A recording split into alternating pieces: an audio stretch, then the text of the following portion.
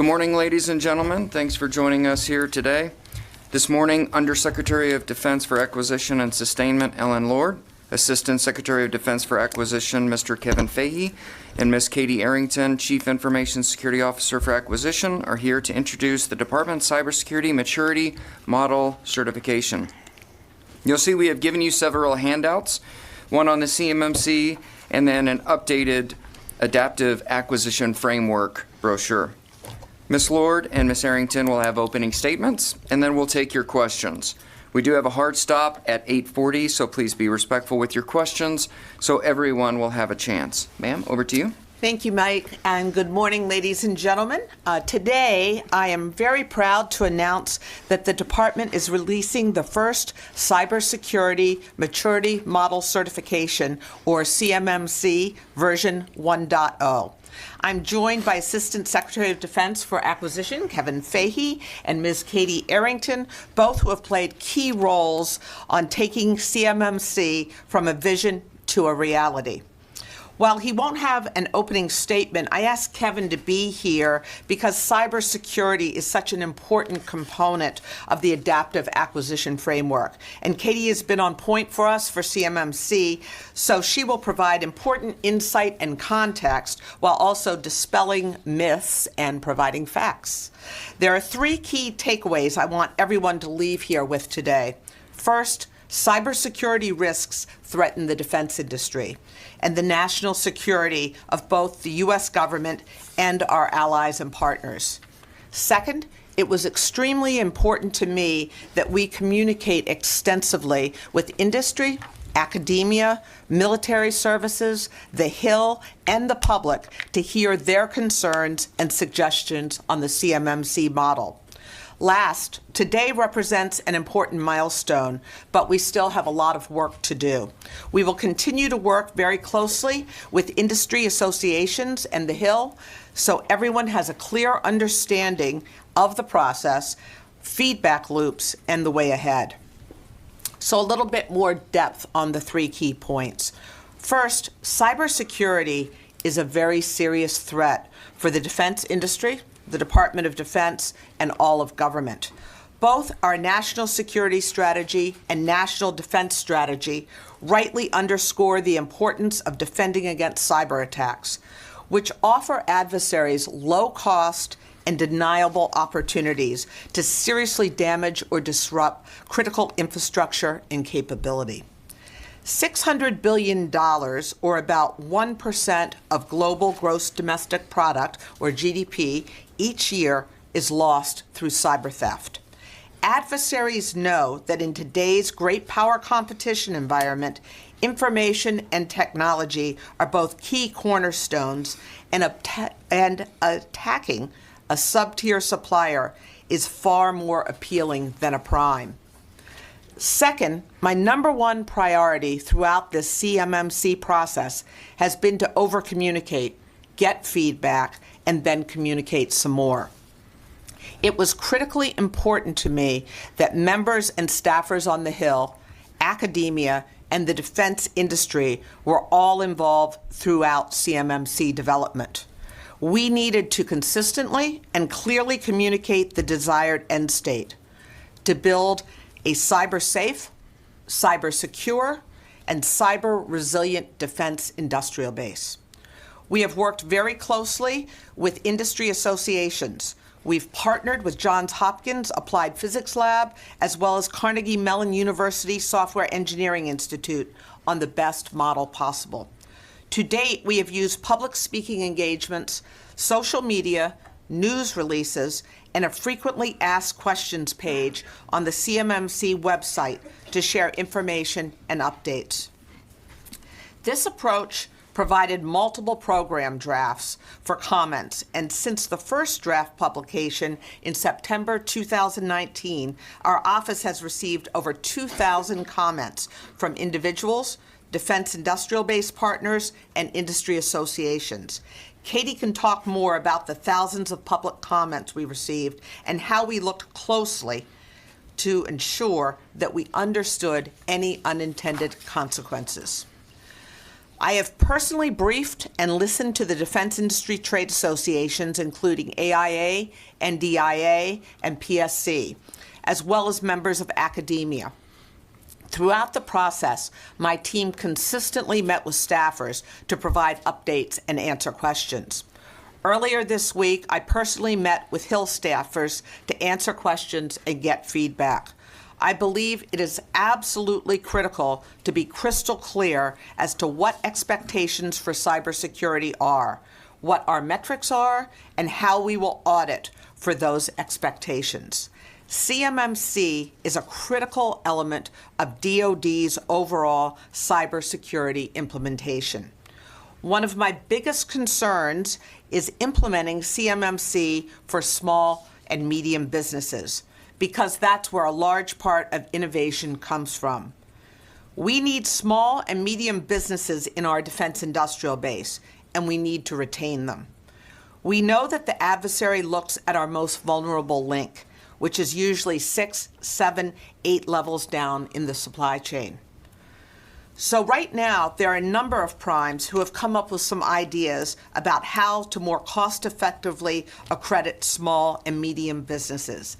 This includes developing a number of different groups to streamline the certification process. Lastly, moving forward, now that we have released the public model today, we are now focusing on the remaining CMMC timeline, selecting third-party vendors, rulemaking, and completing a memorandum of understanding with the newly established CMMC accreditation body. Specifically, we are looking at late spring, early summer timeframe to complete a new defense acquisition regulation, a new defense federal acquisition regulation, or DFAR. Next in the timeline will be the CMMC requirement in selected RFIs in the June 2020 timeframe, followed by corresponding RFPs in September 2020 timeframe, where CMMC standards will be required at the time of contract award. We continue to work to select third-party certification vendors. There are multiple companies that are interested right now, but we have not officially designated who is qualified. We will keep you updated. Earlier this month, the CMMC accreditation body was created. It is made up of unbiased parties that will oversee the training, quality, and administration of the CMMC third-party assessment organizations. And of course, we have a new acronym for you. They will be called C3PAO, who will certify the industrial base. While I won't provide any names today, the accreditation body will consist of 13 members, all individuals from the defense industrial base, cybersecurity community, and academic community who self-nominated to join this body. The AB will be responsible for training and certifying candidate C3PAO and individual assessors. We are currently drafting a memorandum of understanding between DOD and the accreditation body, which will outline roles, responsibilities, and rules for this accreditation body. Conflicts of interest will be a point of emphasis in the MOU, helping ensure auditors cannot review one's own company, for example. We have been working with industry associations, primes, mid-tiers, and small companies on how we can most effectively roll out CMMC so it does not cause a significant cost penalty for the industrial base. We understand that CMMC could be a burden to small companies particularly, and we will continue to work to minimize impacts, but not at the cost of national security. OSD has worked closely with the service acquisition executives to start identifying several Pathfinder projects for future RFI RFPs. We at OSD will do the same, and we will provide more information to you as this moves forward. In closing, today's CMMC announcement builds on acquisition policy modernization. I'm very proud of our adaptive acquisition framework because I believe it enables DOD to simplify and speed up the acquisition process. The 6 different acquisition pathways provide flexibility to apply acquisition authorities and various contract types in a creatively compliant manner. In addition, we've almost completed 5000.01, which is the overall Defense Acquisition System regulation. We have signed and issued DOD 5000.74, Defense Acquisition of Services. DOD 5000.80, Operation of Middle Tier of Acquisition. DOD 5000.81, Urgent Capability Acquisition and Software Acquisition Interim Policy. And finally, DOD 5010.44, Intellectual Property Acquisition and Licensing Policy. This has been a lot of hard work and progress. I'm extremely proud and appreciative of the A&S team and our acquisition professionals who continue to selflessly serve our nation. Last, I also want to personally thank the Defense Industry Associations who have played a pivotal role helping ensure we have the full industry perspective on all of these policies. Additionally, I would like to thank the Hill for their continued support of acquisition reform and our efforts to strengthen and protect the defense industrial base. Now, Katie will offer her remarks, and then we'll be happy to answer your questions. Katie? Good morning. I'd like to read the following statement. Thank you, ma'am, and good morning, ladies and gentlemen, and thank you for being here. As Ms. Lord said, the Department is adopting the CMMC framework in order to assess and enhance the cybersecurity posture of the defense industrial base. The CMMC framework will serve as a verification mechanism to ensure appropriate levels of cybersecurity practices and processes are implemented to protect controlled unclassified information residing on defense supply chain contractor networks and reduce the risk of advanced persistent threat by invoking critical thinking skills around cybersecurity. The CMMC model combines multiple cybersecurity standards from the National Institute of Science and Technology, Special Publication 800-171R1, AIA NAS 9933, the International Standards Organization ISO 270001, and also we took into account the future NIST 171 Bravo version. They're included in the model. Given the diversity of the DOD supply chain, the fact that cybersecurity is not one size fits all, CMMC consists of 5 levels that enable a progression of cybersecurity maturity for defense contractors, as you can see by this, from basic cybersecurity hygiene to advanced. And if you look at the display, on the left-hand side, you'll see 17 capability domains. CMMC Level 1, which is basic cyber hygiene, is one control from each of those domains. So something as simple in level 1 would be, does your company have antivirus software? Are you updating your antivirus software? Are you updating your passwords? CMMC level 1 is the basic cyber hygiene skills that we should be doing every day regardless. They're to protect yourself, your company, and your own information. Level 2 on the CMMC is when we start implementing and helping small businesses mainly implement process into their maturity of cybersecurity certification. So we've added levels to that, and it's a big move from level 1 to level 3. There are a lot of controls. You're moving from 17 to over 110 controls. So level 2 is to help companies create a process and put that in place.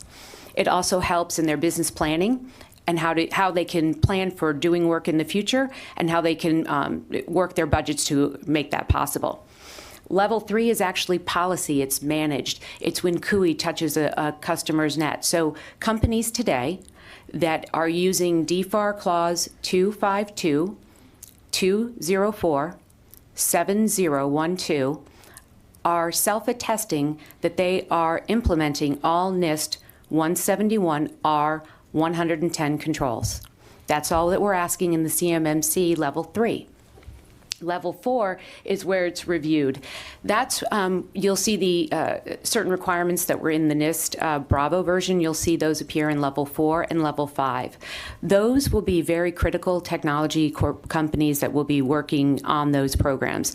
And because one size does not fit all in cybersecurity, We created it to have a mapping to go over all of them. The intent is to specify the required CMMC level in request for proposals and for the winning offerer to achieve the CMMC level as condition of the contract award.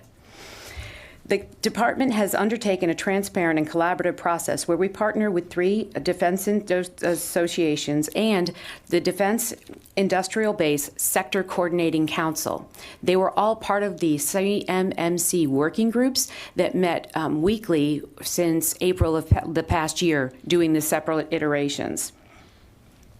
We also met with multiple times with Hill staffers to brief them and answer their questions, and I want to thank each of them for their continued partnership on the CMMC. It was critically important for us to engage and receive feedback from all of these key stakeholders throughout the process so we could build the best model possible. Their feedback, plus over thousands of public comments, as Ms. Lord described, received between September and December 2019, helped earlier iterations of the draft CMMC model version 0.4, version 0.6, and version 0.7, and they played a key role in developing what we're releasing today, version 1.0. Now I want to provide a detailed look at the CMMC timeline, how we're working with the accreditation body to establish requirements for third-party assessment organizations, C3POs, individual assessors, and what companies can expect.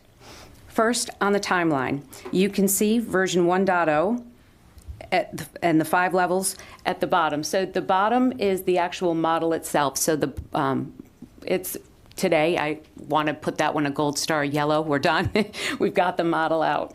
But as you can see, as we progress through that, we have a rollout plan. We have the rulemaking. If you go to the top of the timeline, we have rulemaking and how we're following that process. We have the rollout plan. So as you can see, we start the initial RFIs in June, and then we move to the official RFPs with CMMC in the requirement. That is based on the rule making, the DFAR rule change. Then we have, we're doing the CMMC accreditation body was established. We're in the process of getting the MOU over to them. They'll have a marketplace on their website about the March, early April timeframe where companies can start coming in and getting information. We will start doing the pathfinders for this almost immediately. So what we're doing is we're taking current contracts that we have in place in the Department of Defense. Ms. Lord has been instrumental in working and getting a joint collaborative body here in the department where we're looking at current contracts and how they would relate to the CMMC. Those are inclusive of the new 5000 series to make sure that we're tracking, and those will be the pathfinders that we'll be working through. We'll also be creating, we're in the process with DAU, creating CMMC training that will be available in the June timeframe as we move forward through the first RFIs. That's when the training will be live on the DAU website. The accreditation board has elected their chairman. They've named the board of directors and have launched their website in preparation for the next very busy few months for them. We'll update as the MOU is signed and delivered and the training assessment guides to the accreditation bodies.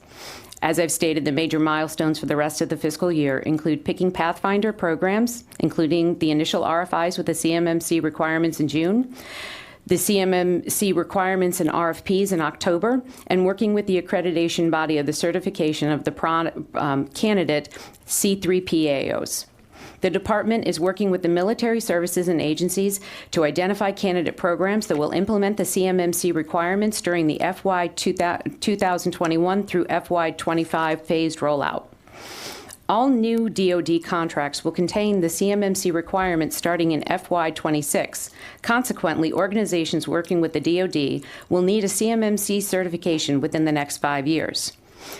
The DOD standard acquisition cycle generally runs in 5-year cycles, 1 base year plus 4 option years.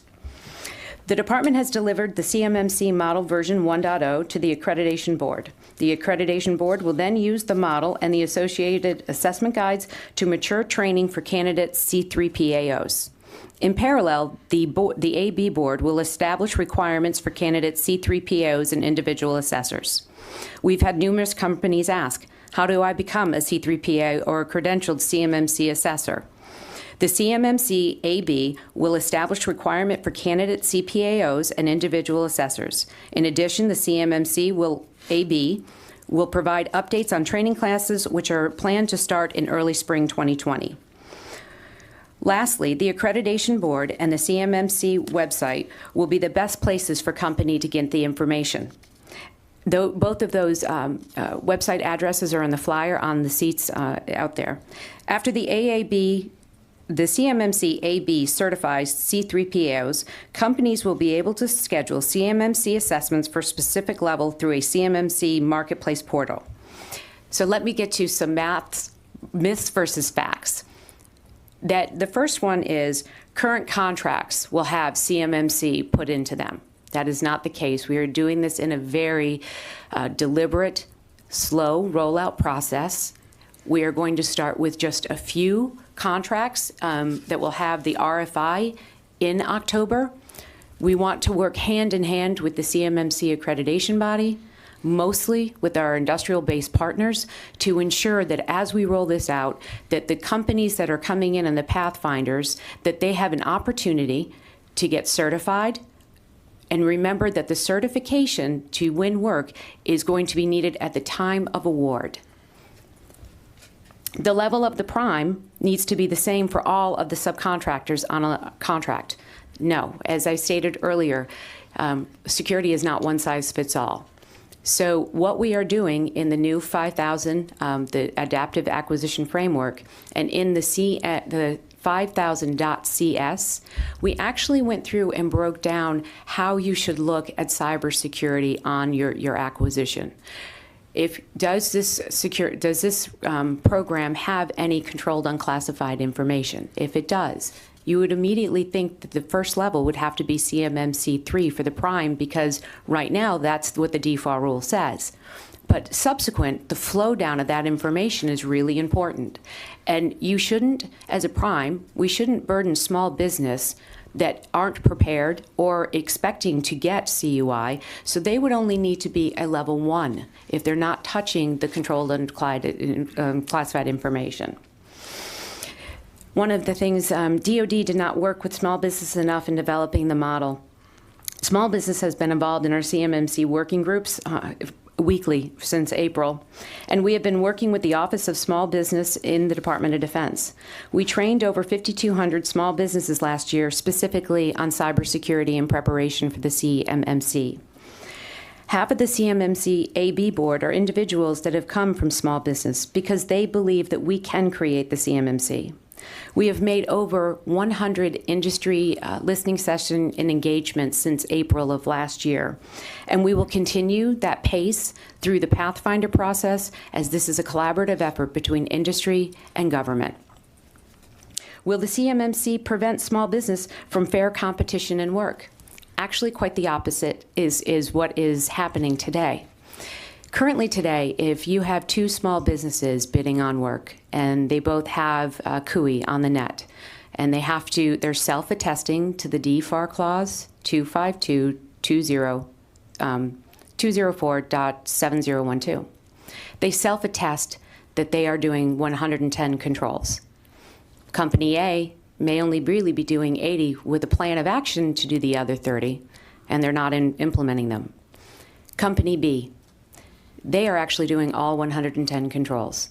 They're self-attesting that they are doing everything that they have signed and said that they would do in regards to the NIST. Company A's rates are generally going to be lower because they're not doing those additional 30 controls.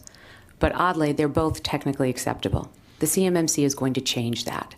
We need to make sure that our industry partners are prepared to take on the work, and the third-party auditors will ensure that they are implementing the practices that we need in place to secure the national defense and our industrial base. With that, I will stop for the day. I will turn it over to Mr. Fahey. In DOD, we highly value our small business industry partners who are a critical source of innovation. Throughout this process, we have worked closely with industry associations and small businesses. We understand that the implementation of the CMMC must be cost-effective to enable small business to achieve required CMMC certification and associated cybersecurity posture. A&S will continue to work with the DOD Office of Small Business Programs and other small business communities to ensure that we are taking all efforts we can to offset this cost. For example, OUSD A&S is working with the Program Technical Assistance Center, PTACS, to provide cybersecurity education programs and assistance. In closing, we'll continue to provide updated information on this effort on the DOD CMM website. Now, Mr. Fahey. I'm sorry, Mike, sorry. So what we'll do is, if you can go ahead and put up the website. So there is a CMMC website. The 3 slides that you just saw, I'll send that out to all of you so you all have a copy of that. So thank you for your patience. This is a really complicated topic. So thank you to our leaders for taking the time. We're going to start with Mike, and then we'll go to Travis. Thanks. Mike Stone from Reuters. A couple questions on cost. First off, what's the cost of the accreditation? I make foam seats for a stealth bomber. That's the only thing that I make, and I'm changing my password every 30 days. My prime, who's going to be accrediting this small business, they're going to charge me, what, $1,200 a year, $1,400 a year in order to make sure that I'm changing my password? We don't have that level of fidelity at this point. That's exactly what the pathway that Katie addressed is getting down to in terms of actual cost to implement. And so what's the stick on the other side of it? I'm not making this, so who's going to fine me? What's the fine going to be for not being in compliance? We're not talking about fines. We're talking about, again, remember, we're not doing this retroactively. So we are moving forward at new RFIs, new RFPs, rolling it out in a very measured manner, and it's the cost of being awarded a contract or not. This is not a trade with cost and schedule and performance. There's a minimum standard that needs to be met, which will allow you to be compliant or non-compliant. Travis. Thank you. Travis Tritton with Bloomberg Government. Ms. Lord, you had mentioned the ideas from prime contractors to potentially help some of these small and mid-sized companies that are concerned about costs.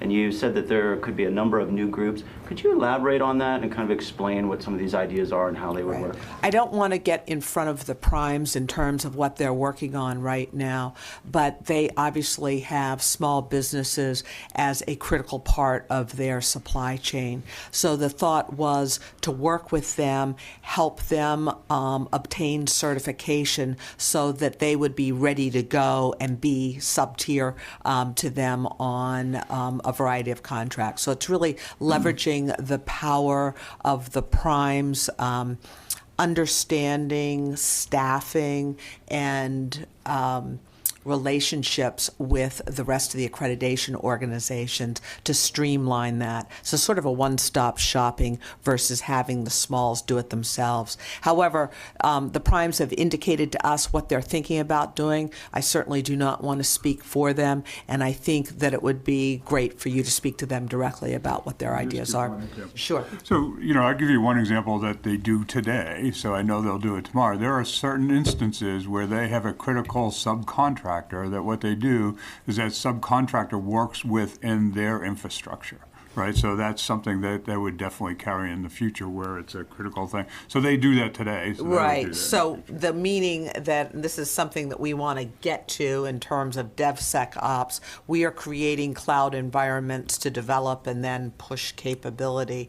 One of our ideas going all the way along was instead of having smalls create their own infrastructure, would be just to come and work inside of a secure government environment. And what Kevin's saying is the primes are saying perhaps they could come and work inside of a prime secure environment.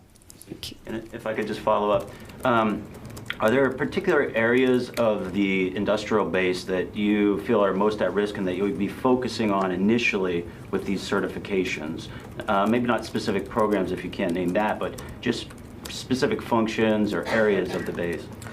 Well, first of all, we are doing a crawl, walk, run in terms of our first implementations to make sure that we can scale it. But as always, our number one priority is nuclear modernization, then missile defense. So those more critical aspects we would obviously be spending a lot of time on. And the other area, might I add, please, is the OTAs, the SIBRs, and the STTRs. Because the small businesses, the non-traditionals that may not have done work with the government prior, are the ones that we really want to help get cybersecurity critical thinking skills in before they even start working with the government. So this is, we're working at, the crawl, walk, run, large contracts and small in the Pathfinder process. We're going to go to Aaron, and we'll come back, John. Thanks. Aaron Meadow with Defense News. Quick question on this, and then a follow-up on something else. Is there any cost involved with standing this up? I mean, how much money has to go from DOD into creating the standard and bringing the people involved in? Well, obviously, labor's not free, so we are taking a number of people within ANS to do this. So right now, it is primarily the labor. However, as we mentioned, we're working with Johns Hopkins APL and Carnegie Mellon SEI, so there are contracts involved in that. But we've had no cost with or have any intention with the accreditation body. That was stood up. We have nothing to do with that. Gotcha. Thanks. And then a broader budget question for Ms. Lord. Back in 2017 and also in 2018, then Secretary Mattis and Chairman Dunford went on the Hill a couple of times and said they needed 3 to 5% budget growth over inflation year over year to, quote, preserve just the competitive advantage we have today, let alone trying to build for the future. We keep hearing now that the budgets are going to be more flat going forward in the future. What happens now? What happens to that competitive advantage? Are you concerned about that? We're getting more and more efficient. That is obviously what Secretary Esper is focused on with his defense-wide review, that we are cutting out administrative tasks and a variety of portions of programs to make sure we return those savings to our critical modernization efforts, such as AI, hypersonics, and so forth. So that's no longer as much of a concern because of those internal changes? We are always having to look very carefully at our budgets and make sure we triage them to focus on the critical few. So we're always concerned, but we're always going to work it. John. Thank you. John Harper with National Defense Magazine. You mentioned that you're taking a crawl, walk, run approach, but the fact sheet you handed out said that the requirements won't be fully in place for all contracts until 2026, which is 6 years from now. So why is this rollout going to be over such a long period? And then with regard to the third-party assessors, how much funding will be going to those companies that will actually be doing the accreditation? All right, so on the first part of it, obviously this is a complicated rollout for industry, and we're being realistic in terms of making sure we have Pathfinder projects, and then we implement it and learn, get the feedback, and go on. I will say that this is really getting at securing the defense industrial base. This is a critical cornerstone of the department's overall cybersecurity effort, but it is not the only cybersecurity effort. So right now we have an enormous amount of work partnering with NSA, looking at weapon systems, looking at installations, assessing cyber vulnerabilities, and then going and mitigating those. So this is one of many efforts, and we believe we are doing this with what I would call irreversible momentum. We want to make sure that this works and that it is sustained. Secondly, we as the department are not paying any money to any auditors. That's a private transaction between industrial-based companies and those certification bodies, if you will, similar to what the way ISO operates, ISO certification for quality. We can go right here. We're just gonna go 3 or 4, but we are running out of time, so let's go. Is there a target number for how many initial RFIs will be rolled out this summer with CMMC, and then will that be a sort of deliberate mix of a percentage of level 3, level 4, level 5? I'm going to pass that to Katie. We're targeting 10 RFIs and 10 RFPs this year. We're looking, and just to do the analysis, to look at all the different contracts we have, and we have a great deal in the department. We figured that with each one, we assumed that there would be 150 subcontractors along that in some capacity. So 10 contracts with 150 contractors per. And yes, it will be a mix. We'll have some CMMC level 3, CMMC level 1, and there may be 1 or 2 that have the 4 or 5 CMMC levels going out. But we are working those. The question I also wanted to remark about the process. I mentioned in my statements that most acquisitions go 1 base year, 4 years, and we've said that we won't be inserting CMMC to an existing contract. So why the rollout will take 5 years is because contracts may not come back around for 5 years. So this is a very, as Ms. Lord stated, crawl, walk, run. We're working because we want to ensure that we don't put the certification into a community, a party of interest that aren't prepared to get ready to submit their bids. We want to ensure that we're working with industry throughout this process. So that's why we're taking it as a slow pace. But remember that a company's certification is good for 3 years. CMMC will be good for 3 years, and it will be based on the company specific. So if you're bidding work for the Navy, the same CMMC certification will be good for Navy work if you're bidding for Air Force work or you're bidding for Army work. Just a quick follow-up. So it's 10 and 10. Will that like double each year leading up to FY26, and then separate on the C3P? So we're running out of time. I'm I sorry. think we're learning as I've got we 3 more go, and we reporters. can't predict it right now. Okay, good. Lauren Williams with Federal Computer Week. I just wanted to ask a question about how you get from 0 to 1, because there are going to be a lot of companies out there that aren't even necessarily at the level 1 status, and they don't know how to even begin to get there. So who's going to be owning that, and how would they do that?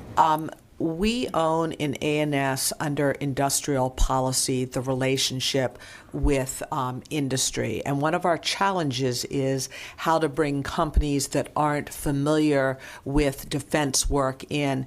And we just created early this year what we call a placemat with a step-by-step how you work with industry. And we might want to give that to everyone. It's electronic with a lot of hyperlinks. That would be step 1, to call our industrial policy team, is really like our help desk, if you will, and then they would vector to individuals in Katie's team who could help. But again, the industry associations are going to play a pivotal role here, and they provide an enormous service to industry to say, what does it take to work with DOD? And I think in the end, they are going to be really key in all of this. But we have pathways to come in as well. Can I add on to that the Office of Small Business oversees the PTACs, which I mentioned in my statement. Each one member from each PTAC will actually go to the CMMC classes and get certified, so that they're ready as a resource for small businesses. We're also working through other small business organizations to get members certified, so that they can go out and help at low or no cost the small businesses map out how to get to level 1 to 3. And perhaps, Mike, you could just push to everyone some information later on the PTACs, because I'm not sure everyone's familiar with that concept, how they're geographically dispersed and so forth. You mentioned how nuclear modernization and missile defense are key priorities. So is it fair to say that GBSD could potentially be identified as a candidate program for the CMMC rollout? I just had a great program review earlier this week with the GBSD team, and they are already underway. As with our new acquisition policies, we are not requiring retroactively to go back. That being said, program managers and PEOs are very interested in what is in our new acquisition policies and instructions, as well as what CMMC brings, so they are trying to take the best of that. I will say, if you talk GBSD, you're talking Northrop Grumman. I know Northrop Grumman is very interested in becoming compliant to become certified, as most of our large primes are. Right, so just quick, is that when Ms. Arrington talked about how the supply chain would work, when you look at the nuclear things, that in many instances the industries are the same. So if you do the contract over here, a high percentage of like GBSD would be covered, right? We're getting to the last 2 right here. Good. You're good. Martin Baxter from RexGov. So as the CMMC is implemented, industry lawyers are predicting an increase in the use of OTAs and other contracting vehicles outside of the reach of the FARs, the DFARs. What can we expect in terms of, from your office in terms of policies instructing PMOs or contracting officers on ensuring that these CMMC requirements are in those non-traditional contracts? And what would the timing and oversight be for that process? Okay, so this is like a Pareto diagram dealing with the large contract types and acquisition authorities and then working down. So we're working through all of that. If you want to go ahead and comment. So actually, we've already gone out and we've started communications with a great deal of the OTAs. Some of them are government, which they do, they fall under our acquisition, not the DFAR. They will be putting it as a technical requirement as they roll out the awards. The white papers if you're doing an OTA or a CIBR or STTR. So it will be a technical requirement versus a DFAR. Ending with you. Go for it. Hey, Valerie Inson with Defense News. Ms. Lord, this is a question for you, not about cyber. The F-35 Program Office and Lockheed are investigating a mix-up where two different types of fasteners were commingled and used throughout the history of production. I was wondering, how big of a deal is this from your purview, and what's the plan to mitigate the issue? I just looked at samples of that issue earlier this week. Right now, we have assessed that there is no structural compromise of the aircraft. We continue, obviously, to identify root cause and irreversible corrective action. At this point, the JPO is working closely with Lockheed. We will continue to assess if there are any issues, but we have confidence in the integrity of the aircraft at this point. If I could just follow up very quickly, Lockheed has made these sort of production mistakes before. So what's your take on Lockheed's level of improvement when it comes to adhering to production standards and processes?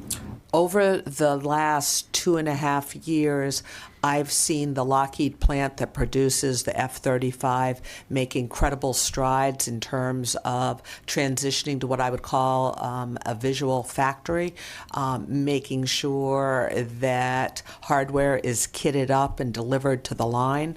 I think this is a journey that we will be on for the entire life of the F-35. We're always looking for continuous improvement, but the F-35 JPO is working very, very closely with Lockheed and their whole industrial base, and I'm confident of the quality that's coming out, and I'm also very confident that Lockheed is going to continue to improve performance month over month, quarter over quarter, and year over year. Okay, ma'am, do you have any closing remarks? Just say that I appreciate everybody showing up here at 8 o'clock. Thank you, Erin. And we appreciate you taking the time to really try to understand some of these more technical things. Those are ugly socks. I just got to end with that. Thank you, Time ladies and to gentlemen. go. Bye. Thank you. All right.